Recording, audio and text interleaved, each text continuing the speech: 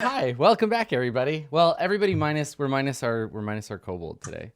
We're missing. So what we're gonna do today for this episode is we're gonna record the episode shoulder height and above on average humans, and then whether Ishi's there or not, no one will ever know. Yeah, exactly. It'll be fine. Perfect. And we'll just get the audio mixer to mix all the high end out of the audio, and then we're fine. So so Elf is away this episode on doing holiday travel things, and so was not able to join us.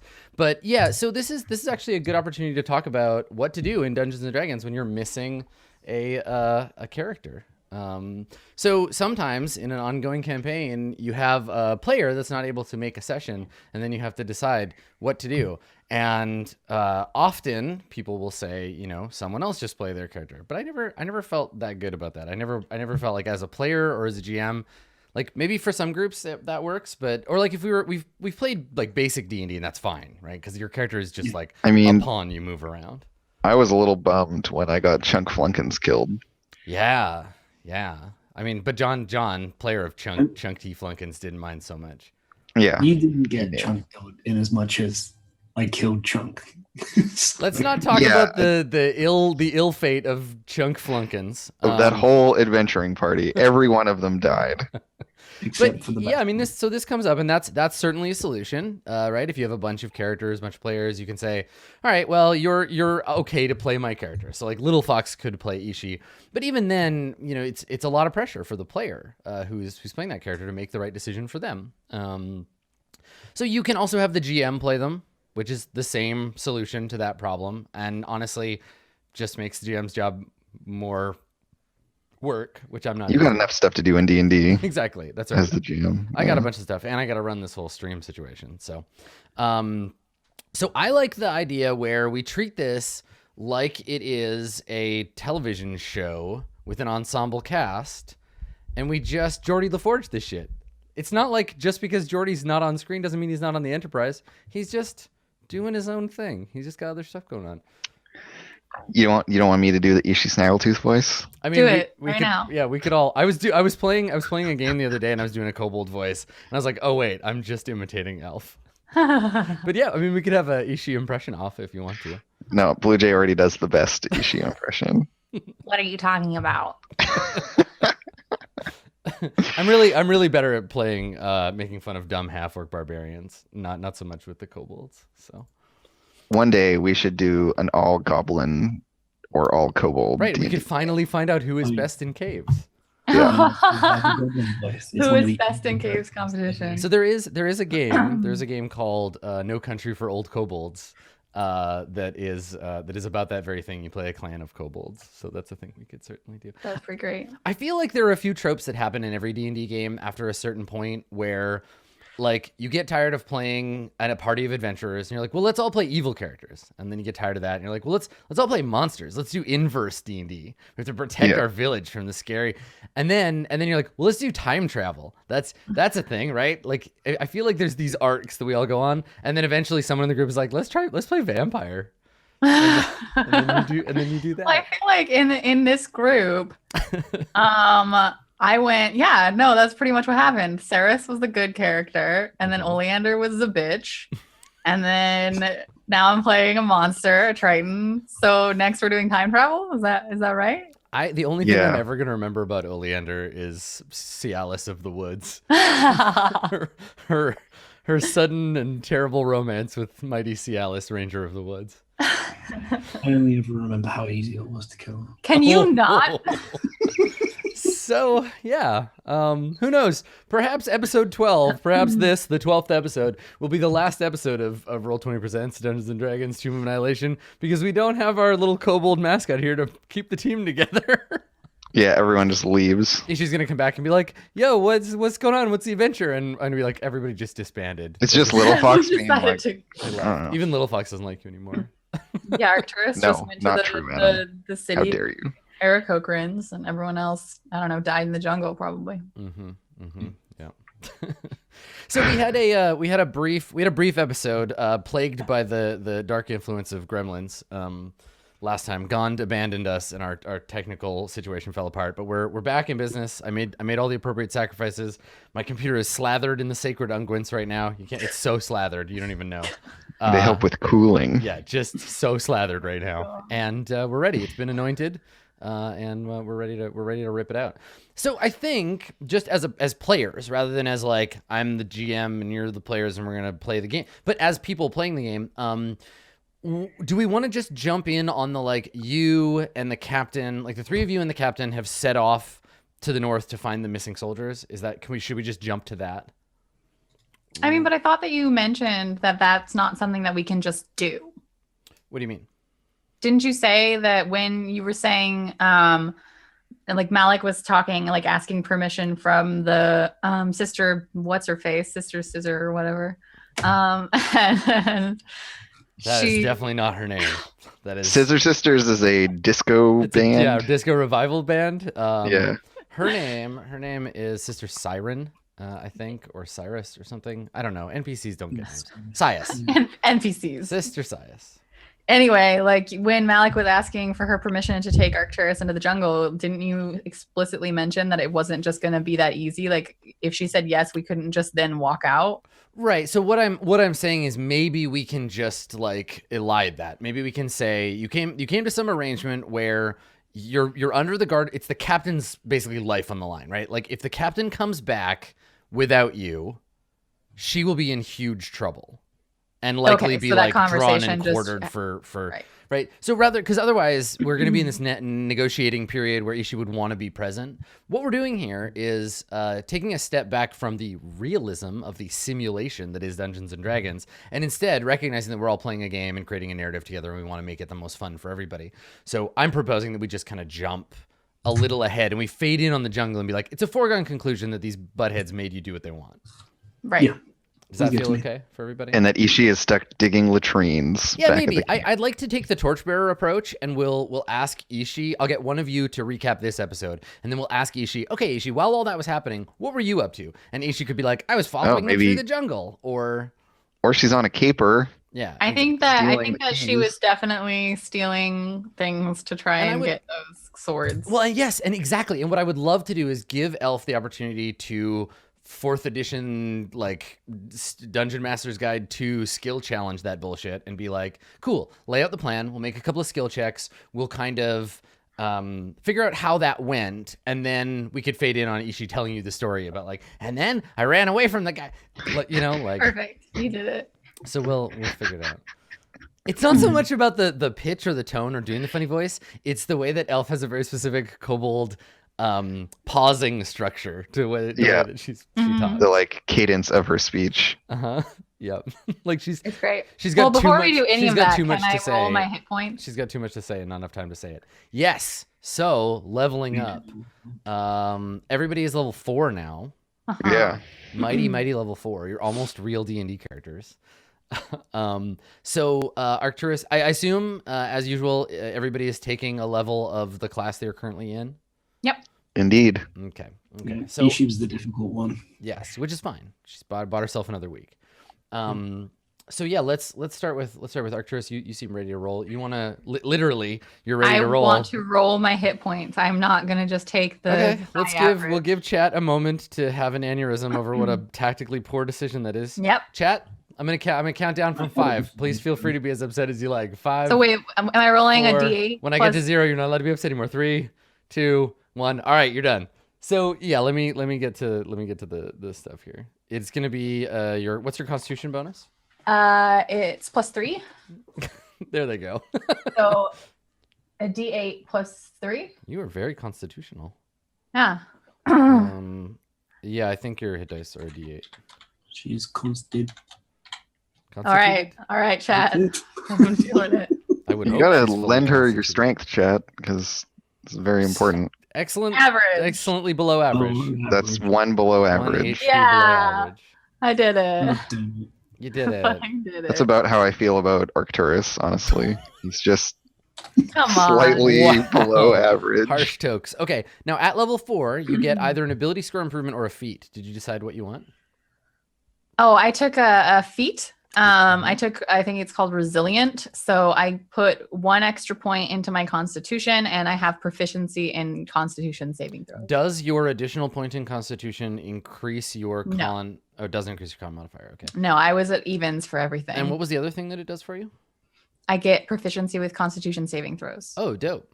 Yeah. Which It's is not great. them throat leeches. Yeah, it's all that throat leeches. I mean, that's normally something like that. This is what's so great about and so interesting about playing a pre-arranged, like pre-designed campaign is that that's actually a solid tactical choice based on what's happened so far and the fact that you're in the jungle, and that's the kind of thing Arcturus is going to run up against all the time. I like it.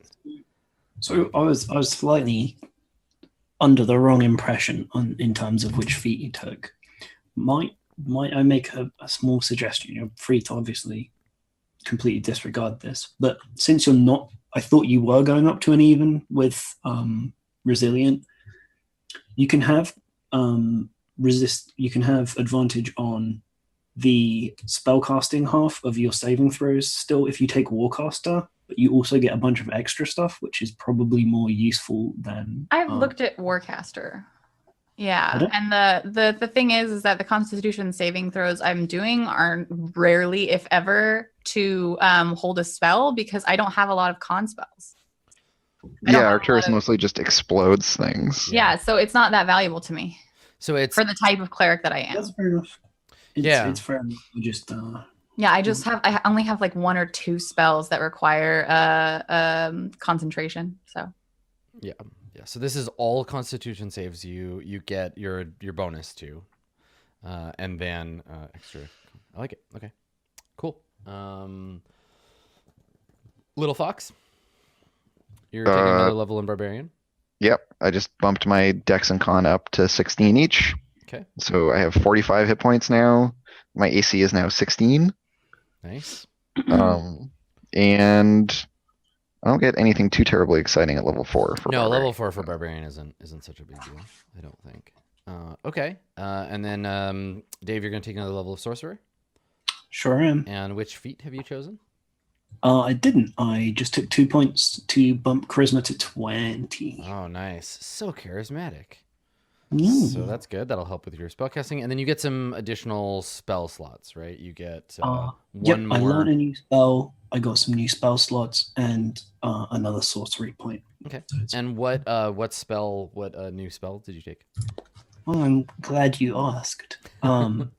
Based on the current situation, I thought it might be useful to pick up Suggestion. Nice. Okay. All right. So Suggestion allows you to magically influence a creature you can see within range that can hear and understand you. You're getting down you're taking your first step down that dark wizard path. Yep. Mind control. All right, Mentok. How to make friends and influence people as a wizard. Mm-hmm. Yep. How to be a terrible person. We'll see how Malik uses it. I trust Malik with this dark sorcery for now. We'll see where we are at like level 18. Okay, great. So everybody's all leveled up. We got some new hit points. We'll find out what Ishi takes as her level up next episode. But let me gather my party and venture forth to the player's map of Chult. There we go. So here we are. Here we are again in the jungles of Chult. You've been given an assignment by the awfully charismatic, awfully delightful captain, or I guess commander. It comes direct from the commander of the Order of the Gauntlet here. Niles Breakbone, who has suggested politely that you and one of his captains take a group of men and head north into the jungle to recover some previous patrollers who did not return. Now, folks who are watching at home, if you are watching this on Twitch, keep an eye on the fact that you're seeing my version of the map. So there are all kinds of secrets laid out before you. Let's try to keep those secrets from our players, because keeping secrets from your players is fun. So so before you lies a path. You can see highlighted in red the X there marked on your map, and where to? What's the plan, my friends? You head straight north? I suppose, yeah, we want to get this done as quickly as possible. Yeah, we're gonna go like this, and then like that. Okay. Yeah, I suppose it depends. Do we know previously what their patrol path was, just in case they went in specific Well, hexes? why don't we warm up on that? I'm gonna grab her character sheet, in case there's trouble. So Captain Selhana is there, decked out in her scale armor, carrying her appropriate weapons, and you are also sent with a group of guards. Yeah. So there's a group of these guys. Let me just check how many he sent along with you. Let's see. Devout worshiper of Tyr, dedicated to the order, kind of a prick. Doesn't say that. That's me editorializing this character. Let's see. Okay. So it looks like he sent four guards with you and the captain. So you and this group of 5 miserable members of the order have begun your trek out into the jungle. And Little Fox, these guys clearly have no idea what they're doing. They're just kind of like stumbling through the jungle. It's a lot of like there's a clear way where if they like moved a couple of bushes, they could go around, but there's a lot of just chopping, and they're exhausted already. You're several hours out and they're sweating, and they're wearing the wrong kind of garb for it, though that's true of some of your party. And not making any effort on stealth or anything like that. So they're making their way. And Captain Saldana doesn't look. She looks like she knows that this is not. They're out of their element, right? So she's trying her best, but she's not trained for this kind of thing. And and they're having a rough time. You can see why Camp Vengeance is in such bad conditions. And so this is partway through like the first day. You've left the camp behind and headed north out into the jungle, and there is evidence of, at least out here, things being drawn to the camp. There's lots of like saurian footprints. Lots of dinosaurs have kind of come into this area and been scared off, because the camp, like the soldiers, just no ability to really like hide out in the jungle. So it kind of drew attention. So the area is going to be maybe a bit higher in activity than you're used to because of the camp. So I think you set out in the morning. It's muggy, it's hot, it's damp. There's a mist kind of hanging in the morning air as you head out. And you were saying you wanted to talk to the captain. Somebody wanted an opportunity to see like what their patrol routes were or something like that. Yeah, just so we can see whether the hexes that we take would take us through the same places that they do, just in case that helps us avoid. Okay, so what does that conversation look like? What are you asking, Malik? So we've already had the conversation where she basically thinks that they're already dead. She's made that apparent to me. Yes. But I'm very deferential. I call her captain because I ostensibly also have a rank now. That's right. You've been drafted. Oh yeah, I don't know the proper protocol. Malik would have no reason to know that. Never been in the military, but tries to be polite. Captain, do we have any idea of the path that this particular patrol was going to take through the jungle? She shakes her head and she says, "We sent a lieutenant into the jungle. He took his men. They were looking for the source of some of the undead. I mean," she looks around like kind of nervously. They can't just be coming from nowhere. These bodies have to be dug up from graves or something. So he went north. That's where usually the attacks are coming from. But he didn't come back. While we're out here, actually, there was information about abandoned civilizations. Perhaps not in this exact direction, but something like that could be a good source for fresh corpses to feed the jungle. She chuckles darkly. I mean, I don't know about fresh, but corpses, Sure. This place is just lousy with ruins.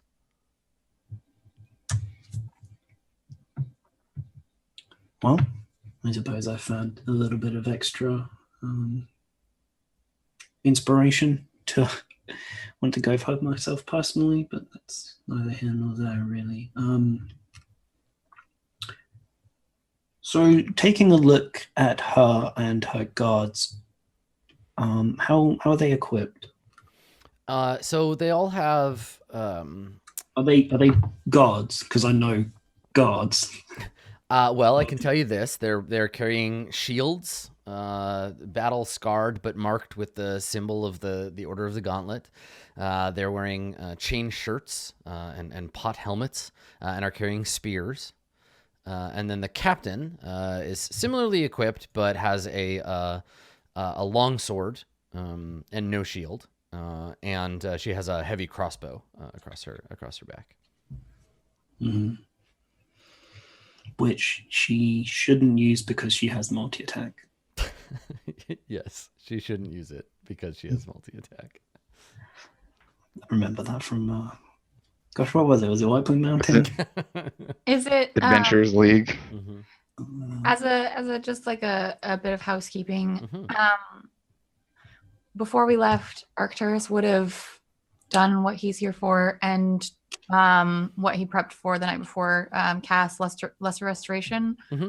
I was just wondering, should I just give up, like, mechanically there were like 10, you said 10 people. Mm-hmm. So I should just say that all of my second level spells are gone then.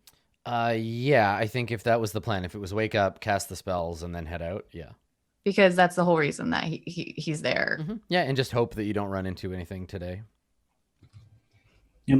Okay. All right.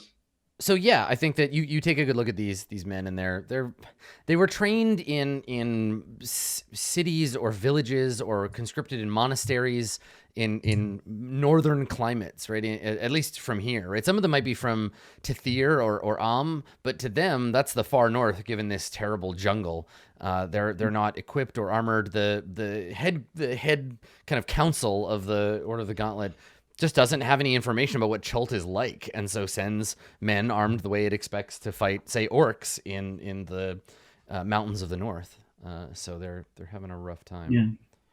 So I imagine we're gonna let Little Fox just decide which the best way is. Then, as the primary survivalist and navigator, there's probably some light conversation around those sorts of topics with the captain, if I'm permitted, because I would like to get on her good side. I'll tell you my plan as a character, and we can RP out as much as is necessary. But I really would like, by the time we finish this, to have her on my side, in case we decide to change the leadership structure of the camp when we get back. Malik's working the charm the whole time. I don't know what Yes. Malik's secret diplomacy skills are like, but Dave's certainly got that mutiny plan going. Well, let me start a countdown clock. We'll call Fair it enough. Friends with the Captain. And why don't you make a persuade roll, start us off, just from that conversation of like asking her about what's going on and kind of like just showing her you give a shit. Yeah. So I have a thought just occurred to me. Yep. Which is a great way to do this kind of thing would be working at like death saves. Mm-hmm. Yep. Where it's like successes over a certain threshold, you get a certain number of them, or if you get a certain number of failures first, then that person isn't into it. Mm-hmm. Mm-hmm. And you just go from there. As I was jokingly saying before, it's exactly like 4th edition skill challenges. Yeah. You can make a certain number of them in the time you're fucking sweet. All right, cool. Your friendship gets a critical success on its death save. And I think that you have this conversation with her, and maybe she stops you at some point. Like everybody else is a little bit ahead, and she stops you, and she looks at you. So there's like rattling of her armor, and she looks at you, and like everybody, a few hours into the jungle, she's like a little sweaty. She brushes some hair back from her forehead, and she says, "Look, I know that you just sort of wandered into Breakbone's influence, and you don't want to be here. And I would love to just look the other way and let you go, but she looks over. She's like, we're all out here in the jungle now. I have to look out for my men. Tears hand to my heart. I'm sorry that this happened to you, but maybe we can make the best of it.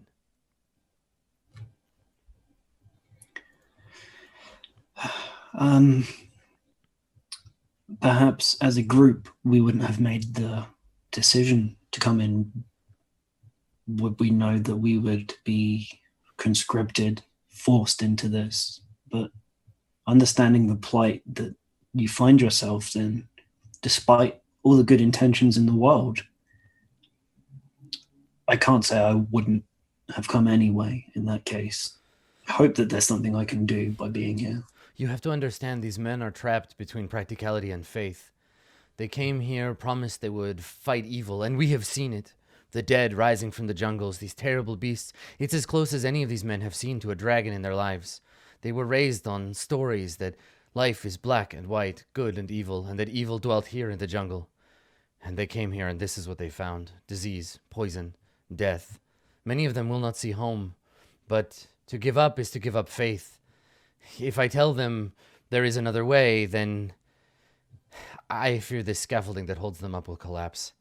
And she looks over, and you see, like, really, like, to the point, because, you know, we know this is like a show. You look over, and there's two of the guards, and they're like, they're praying. Maybe they found like a sign of their companion, someone's broken sword lying on the path. So the two of them, one of them is clutching a holy symbol, and the other is like saying some words quietly. And she looks at you, and she says, Breakbone is he's a stern man and good at heart, I think, but as with many men of faith, he finds he has nothing left. He's going to be very hard to deal with. Perhaps if we can bring him some good news.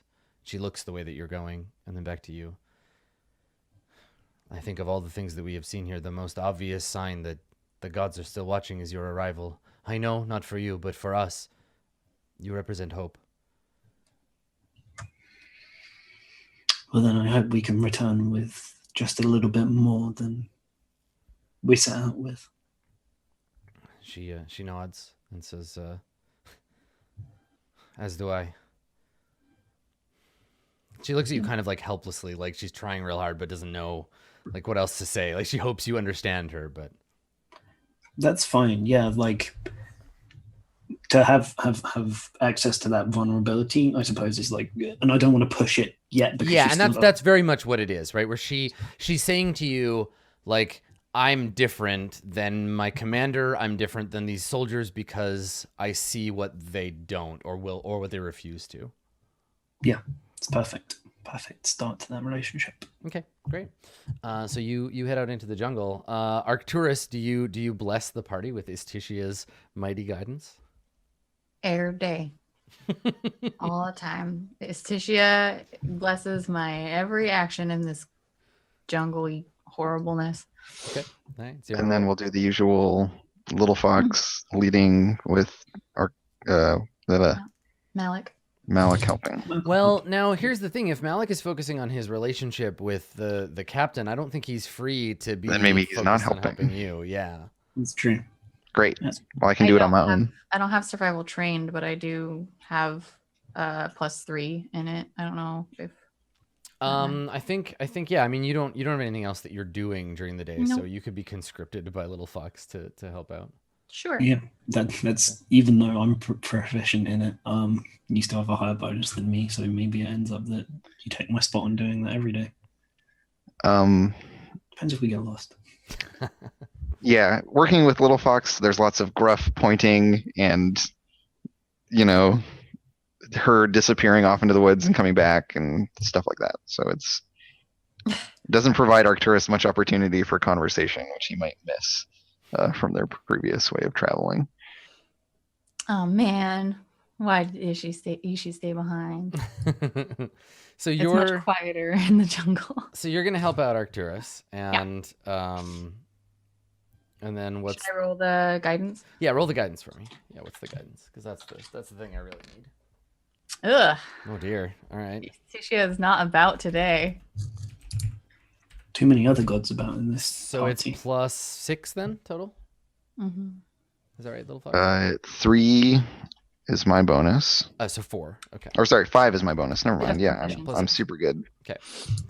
All right. Okay. All right. So you're heading north through the jungle, and that's the plan. Go into that hex there. Mm-hmm. Sure. Okay. All right. Yeah, essentially go directly north and then over 1 to the left once we get to that spot. All right. Hey, can we go that way instead just to unlock more hexes? Because I really want to get rid of all of them. Right. That's Dave's plan, is to clear all. You get an achievement. You get an achievement to clear all the fog of war. So. For the Geos, let's do it. Doesn't make any Go into difference. it's just like skulls under this cover in Oh, hex. Right, It's just skulls little away. known fact. This is Tomb of Annihilation. Roll20 presents Tomb of Annihilation presents Minesweeper. So just be careful. Be careful where you go. Okay, so this day you head out into the jungle, and you're in regular jungle, and everything is going just fine and according to plan until somewhere in the afternoon. Oh, this is a good one. Okay, so partway through the afternoon, you see let's roll to see if you sneak up on them. I think there's a chance they'll see you. I'm gonna roll a perception check, just with a regular DC, because you're not trying actively to sneak, and you got a big group. And if so, if I succeed, you'll both see each other at the same time. You'll kind of stumble on them. So let me take a quick look at this group. Oh man, 1d3 halfling merchants, here we come. All right. Aha. All right. So they're distracted. So here's what you see. I guess Arcturus and Little Fox, you're the ones that stumble on them. And here's what you see. You see a group of a considerable group of people. Let me see how many there are. Okay, all told, there are 7 of them. There is one person that looks like a Chultan, like a guide, maybe. He's wearing, he has the dark skin of a indigenous Chultan. He has like traveler's gear, not carrying a big backpack, but he does have a bow, and he seems to be leading the group. They've stopped for a minute. He's accompanied by, there are 6. They look like Chondathans, or a mix of Chondathan, Tetherian Omnians, like paler skin. They look like the guys you're traveling with, honestly.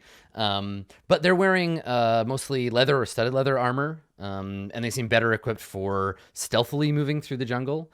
And so there's that group, and they are led by there's a woman. She's wearing black studded leather.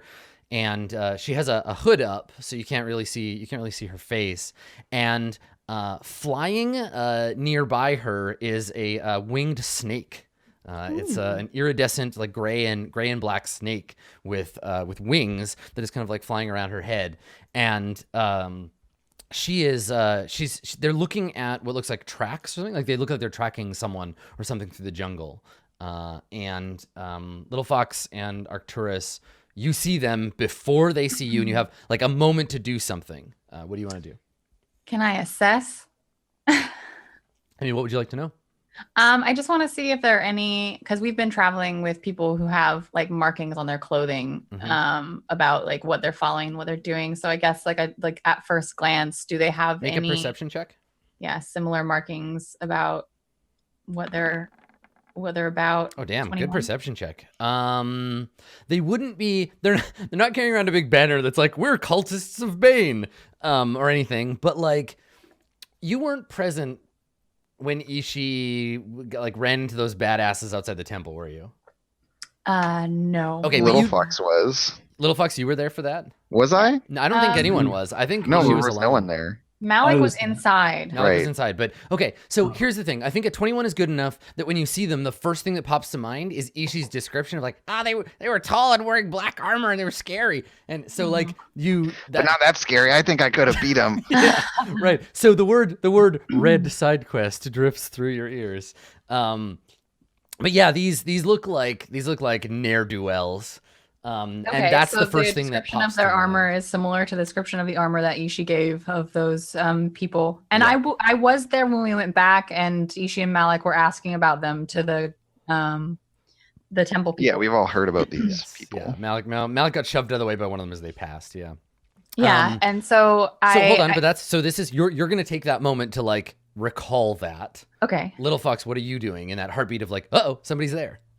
Oh, jeez. Is this a like fist up, like military hand signs to the people behind you to like stay down, or Instant rage. Yeah, well, there's like a huge hand that comes out and catches Arcturus by his like tabard or whatever to stop him from walking out into the clearing or whatever where these folks are. they're about Uh-huh. 70 feet, slightly down a little incline to you? Yeah, so just to like stay hidden, and I think I'm just gonna do a stealth roll for us, I guess, to keep us hidden.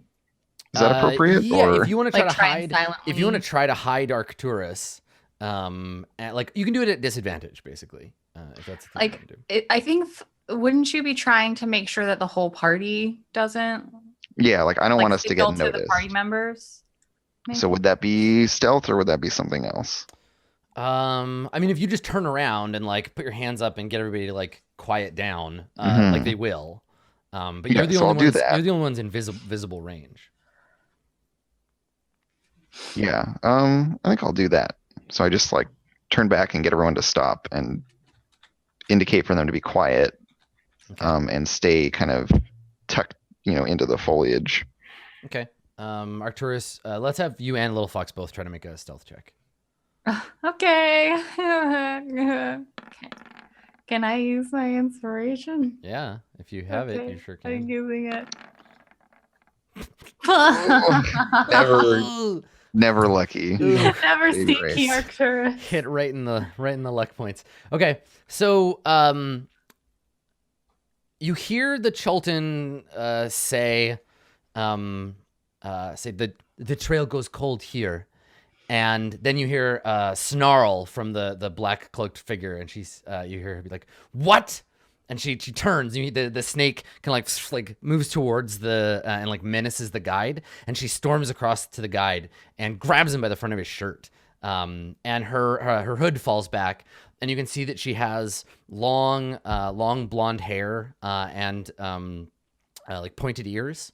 And I think at this point, because now you get a better look at the snake thing. I think you realize what it actually is. Yeah, snake thing. What is it? Can you make an Arcana check for me, please? I'll describe it in more full detail, and then I'll tell you if you recognize what it is. Sure, but it's Does it shitty. seem familiar to you? 16's not bad. Okay, let me find her. I just don't Um, understand how with a 0 I get the 2 and a 6 and then 16 and 14. Like Okay, so imagine So a great dynamic. plateau upon which chaos lives. So her hood falls back, and you can see her face better, and you can see that she has like long blonde hair. She has pointed ears, but she's not an elf. And where a normal human being might have like freckles, she has like a scaled pattern across the top of her nose and across her cheeks. And her snake, you realize, actually had its front and back paws tucked in and was kind of like wiggling through the air, and it lands on her shoulder with its back and front paws. It's like a tiny black dragon. So we should get that for Ishi. it's definitely too small to be a for reals dragon. Ishi should have one of those. But it's some kind of like a- draconic, like tiny draconic creature. Pseudo dragon or something. Yeah. And so she grabs the guide and like pushes him up against a tree, and she says Arcturus gets flashbacks. this is much less sexy. And yeah, she says, I've spent enough time in this filthy jungle already. I want Simber, I want that ring, and I want them now. and she puts her the guy. He puts his hands up, and he's like, Mistress Zandala, I told you this is as far as the trail goes. It stops here. I cannot do any more. And you see her like draw a long knife out of her belt, and the group around her like all kind of watch like, oh, violence is gonna happen, and the guard is like trying to like he's like, please, Mr. Zandala, don't. I like once I see like someone being like threatened with a knife, I think that I don't try and stay hidden. What do you do? I probably like we were at the edge of like some kind of hill or clearing so that we could see them. I think that she like draws the knife and everyone around her is just like, yes, murder, yes. And Arcturus is like, that's maybe unwise. And it's just like steps out of the like, Right. like So raising his voice a little bit to like carry down the hill. You step out of the brush. Little Fox, what are you doing when this happens? Well, I'm letting Arcturus be the most C-3PO motherfucker ever. I was about to say Darth Zendala and her stormtroopers all Yeah. kind of turn. Like, Little Fox is gone. Like, she just fades into the jungle. Yep. And fair, I will reasonable. reappear if I need to, but I'm gonna stay hidden. And then, I got to move where I can fully go invisible for a little bit, and then I'll appear next to someone and smash their head in with a hammer, should that become necessary. So when they see you, the guards draw their like her thugs draw weapons. Some of them draw maces. A couple of them like raise crossbows in your direction. The guard looks up in surprise, like, oh, there's somebody else here, or the guide looks up in surprise, and Zendala holds her knife at the guard and turns to look at you with a quizzical look. Now remember, you're like almost 100 feet away. There's like 70 feet between you. So Yeah. she looks up. And what did you say when you come out? You're just like, excuse me. I think that would be unwise, is what I said. And she lowers the knife, but holds the guy against the tree still. And she says, oh, interesting. A wandering sage has come to tell me what isn't wise. And she points the knife at you, and she says, go and retrieve that thing for me. And the thugs kind of all turn and start like moving towards you. And one of them is raising his crossbow, and he's like, all right, easy now. I'm like, no need. I like approach a little bit, and I'm just like, I just, felt that maybe murdering someone who can't give you the information you want when someone who can is right here, it would be unwise. So as they approach, you've got a couple of crossbows pointed at you. One of the thugs comes up, and you have a hammer on your belt, Yeah. right? Okay. He tries to take it from you. He's gonna like yank it off of your belt, and you have a shield too, right? Yeah. Okay. So those things are gonna get taken away from you Why? because you're armed, and these guys don't want you to have weapons. They're taking you prisoner, is what's happening here. And okay. Adam, to be clear, Mhm. it's like Little Fox in the jungle Yes. nearby with mage friend Malik ready to mess these people so up. let's see how far your friends are from you. Mhm. Yeah, I was about to ask. Okay, so they're 60 feet. So it's like essentially there's you guys in the middle, like you and Arcturus, and then there's the hill down to where they are, and that's 70 feet, and then your friends are 60 feet behind you. Yeah, in the jungle, so in the deeper jungle. I'm like waiting for them to catch up quietly so that I can be like, shh, and then bring them over to where Oh, I'm you at. want all of those guys to try to come up to you quietly? It'll never happen. Well, like you yeah, know I for mean, a that's fact the that'll thing. never occur. They'll start coming towards you. Like you've got them like hunker down, and they're all just like breathing and like staring out up, and they can't see you either, but they know not Right. to move. But if you were like come up, jingle jingle jingle, clatter Yeah, clatter they're gonna make a bunch clatter, of noise. and then the thugs would be like, oh, there's more. Fighting time. Mm-hmm. Yeah, well, I think that Arcturus, because I heard them say Simber, Mm-hmm. and Yeah. we were introduced to that fella at least through Ishi's like, we gotta save him, and so like I feel like I'm confident enough that they won't kill me straight away, so I let them take my weapons, and Okay. I don't know. So I don't know. these dudes look like if the men and women of Camp Vengeance look like they were gathered up from farms and monasteries of the Forgotten Realms, these guys look like they were scraped out of the basements of taverns and from prisons. So they all have like prison tattoos. Some have like missing fingers. They look like rogues. Yeah, but they're gonna kill this guy. And the one talking to you has a full face tattoo of like a skull with like teardrops of blood coming down his neck. And he comes up to you and he takes your weapons and grabs you by the scruff of the neck and kind of pushes you not onto the ground, but like shoves you down the hill towards the woman. Yes. I mean, yeah. Okay. I'm not just gonna let this guy get killed and not do anything. That's very brave of you. Yeah. So Little Fox, they don't spot you because you're all invisible and shit. Yeah, is it possible for me to get closer How so? and like still be obscured by vegetation, or is it like a clearing down below? I think we'll let your stealth roll ride so long as you don't move. But if you want to move closer to them, you'll have to make It's another. gonna be stealth. another. Yeah. Hmm. So changing the situation.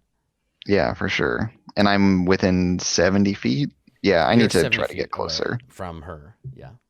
Yeah, I need to get closer. Okay. So you want to try to follow them? Yep. Okay. Here I go. You got 13. All right. I got 13. All right. Let me roll for. I think It's not enough to beat my own passive perception, but maybe these guys aren't. Well, and you're They're- also I don't think invisible? they're not searching for you. They think the noise was just so 13 is fine for passive. Yeah, for these dudes. Yeah.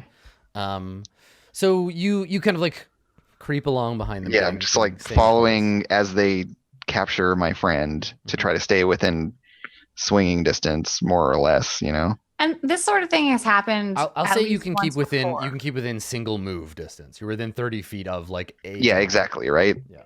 That I can close the gap and charging distance. murder someone before This things sort of get thing has bad. happened at least once before, though, right? Like, Little Fox has gone like completely invisible when some kind of danger approached, and then come back. Like She that's. can also change how she looks. Like I she feel has like some I feel like tricks. that's happened. So Arcturus, in giving up his weapon, is like, okay, well, I can't just let this man die, and also I know that Little Fox is somewhere. So.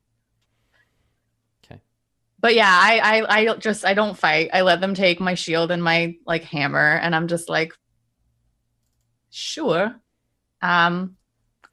Anyway, as I was saying, sorry for So eavesdropping. take inspiration for this scene because I think you're doing a thing that shows your character and is explicitly sort of Stupid. dangerous. Okay. Yeah, no, I was like, sorry for eavesdropping, but I heard you were looking for a man by the name of Simber.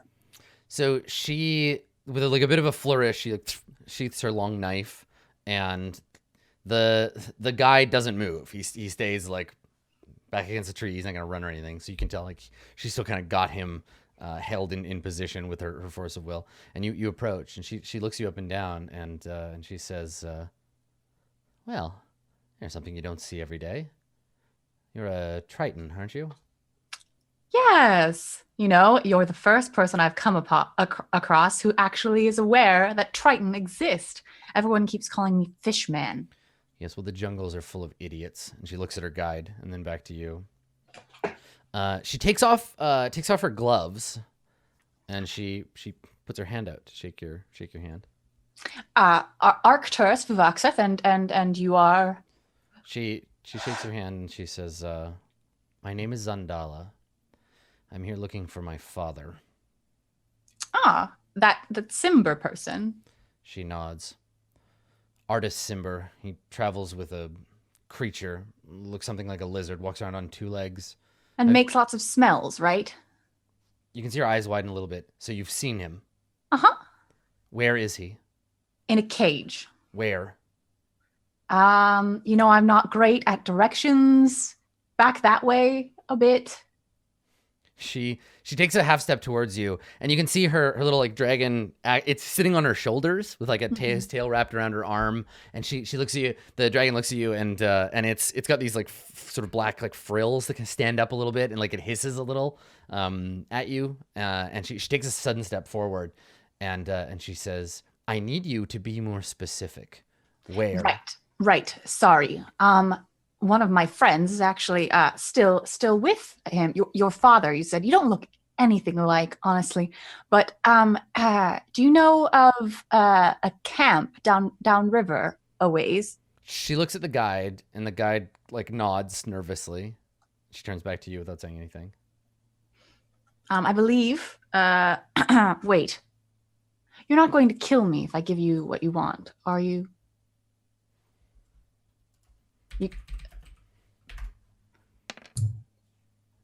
No, of course not. Right. She says like, yeah, no, of course not. I mean, and she looks at her men and she's like, I know they look a little bit rough, but listen, we can't all afford the purple knights, all right? I'm at the end of my rope. I've been looking for him forever. I just need to find him and bring him home. Did you speak to him? He's very confused. I don't think we had a conversation, but he was very verbose. She nods. That sounds like him. So hey, Adam. Yes. Since I am watching, Yeah. what is the vibe I get from this lady? Would you like to make an insight check? Is he really her daddy? Let me see what you think of that. I get a 14. Oh, Okay. please.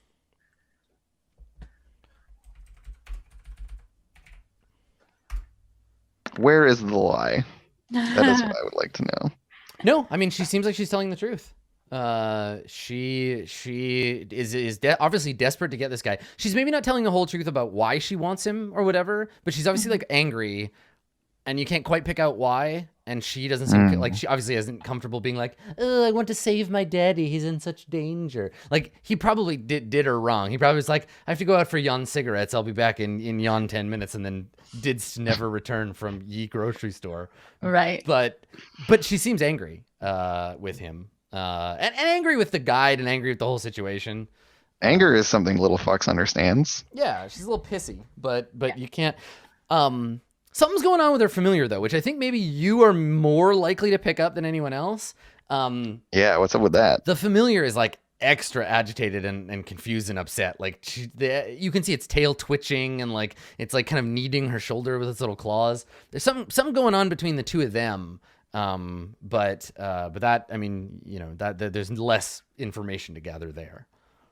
And I think that like after asking that very blunt question, Arcturus is like, I'm sorry, your men are they make me a bit tense. Yes, actually we were there were people. I might have gotten lost now that I think about it.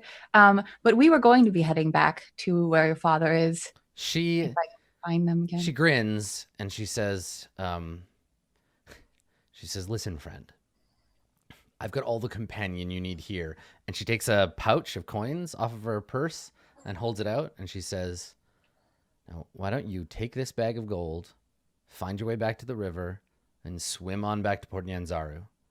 And she holds it out. And it's like a fairly fat like purse. My chances of surviving that are a little bit slimmer without my shield and hammer. She says, oh, of course. Well, we'll give those back to you as well. Just take the gold, head north, and it's like we never saw each other.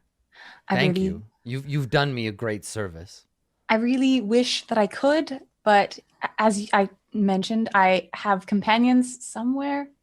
And my god requires of me that I find the cause of this death curse, so I can't really leave the jungle altogether.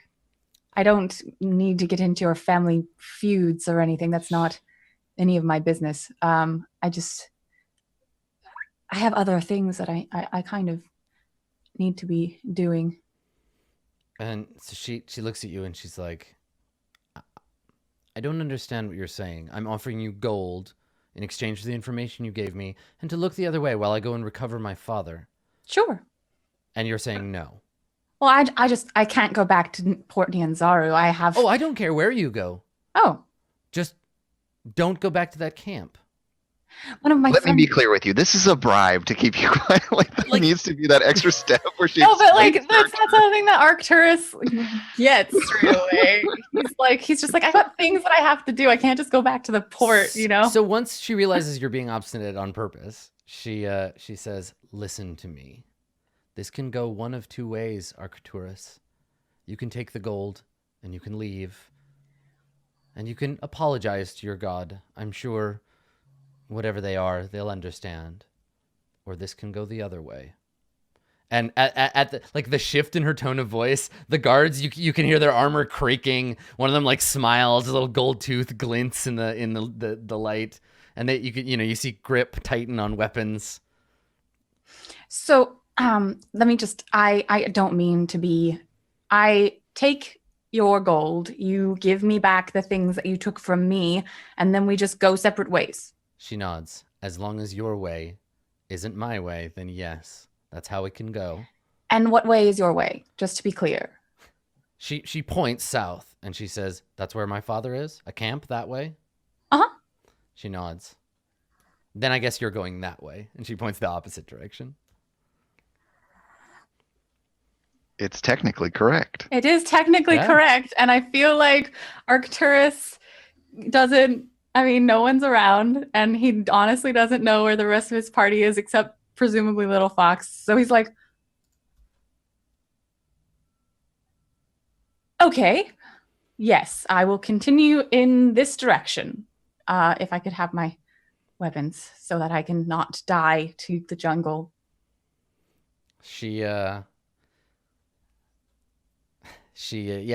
you the bag of gold, Okay. and she looks at one of the thugs and she's like, "Give him his weapons." And the thug kind of like presses them into your arms. Thank you. And then Arcturus is just like, well, that's lovely.